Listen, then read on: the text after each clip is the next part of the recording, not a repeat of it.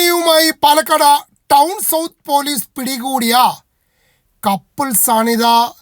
പാലക്കാട് പൂക്കോട്ടുകാവ് കടമ്പൂർ സ്വദേശികൾ അമലും അനഘയും. നാട്ടുകാരാണ് ഇരുവരും. 23ഉം 20ഉം വയസ്സ്. കാമുകന്മാരാണ്. 3 ദിവസം മുമ്പാണ് ഇവർ യാത്ര തിരിച്ചത്.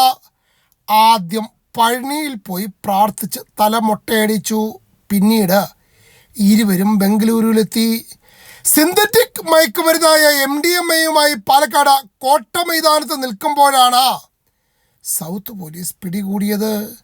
കാരണം അനഘ തലേ ദിവസം ഉപയോഗിച്ചതിൻ്റെ ആലസ്യത്തിലായിരുന്നെന്ന്.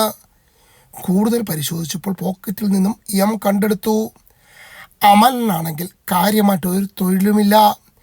ഓൺലൈൻ വഴി എന്തൊക്കെയോ പഠിക്കുന്നുണ്ടെന്ന്. അത്യാവശ്യം എമ്മിൻ്റെ കച്ചവടവുമായി തട്ടിമുട്ടി കഴിയുകയാണ്. നേഴ്സ് ആയ അനഘ തൻ്റെ ചെക്കൻ എന്തു പറഞ്ഞാലും ഇടം വലം നോക്കാതെ ചെയ്യുമെന്ന്. അങ്ങനെയാണ് ഇരുവരും ഈ മേഖലയിലെത്തിയത്. എന്തു പറയാൻ, വളരെ ചെറുപ്പത്തിൽ തന്നെ ഭാവി പോയി എന്ന് പറയാം.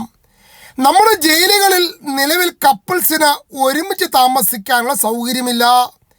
അതും കൂടെ ഉണ്ടായിരുന്നെങ്കിൽ ഇവർ പൊളിച്ചേനെ.